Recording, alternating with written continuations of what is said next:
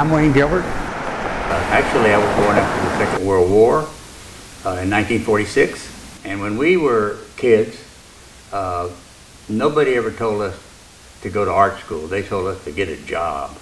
So I went through the vast majority of my life until I got pretty old working and never thinking about art, never had any intention or ideas about being into the arts. And that along the way somehow I got sort of what you might call inebriated, i.e.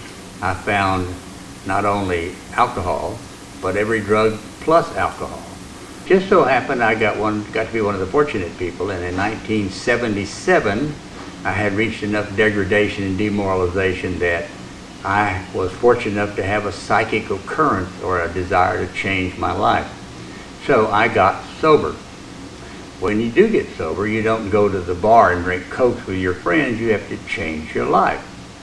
So that's what I did.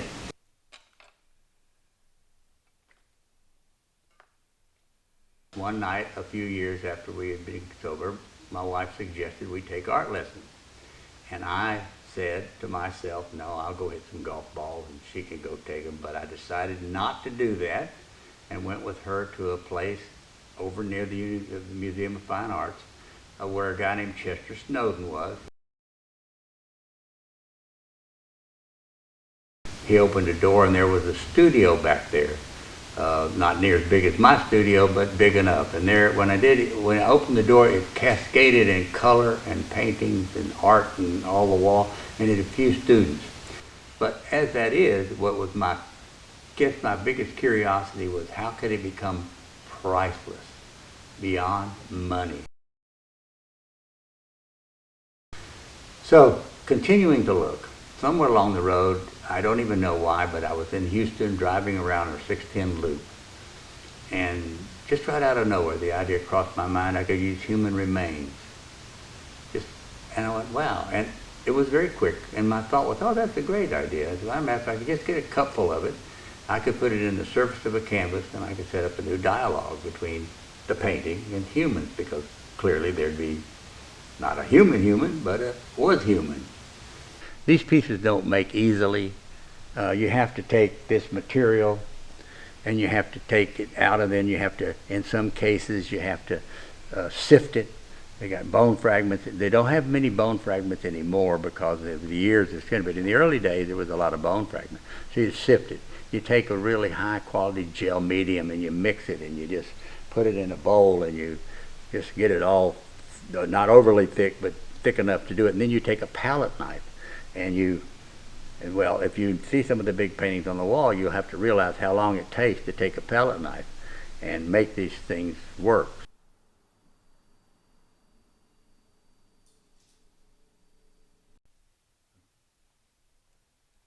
One of my great curiosities about humankind, by virtue of all of the curiosities of humankind, was what it is about humans that always want to sort of turn their heads away from the ugly parts of reality and just accentuate the nicer, prettier stuff. This particular piece in my history is what I consider arguably the premier piece of art that I've ever made. It just comes because of the nature of it.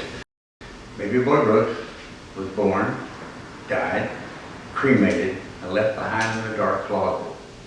So I always start with the idea that if you were to look at that in the way of infinite reality and then measure it against yourself, and you're fortunate being at least arguably alive, but it is far more possible that something can come out of it than Baby Boy Brooks.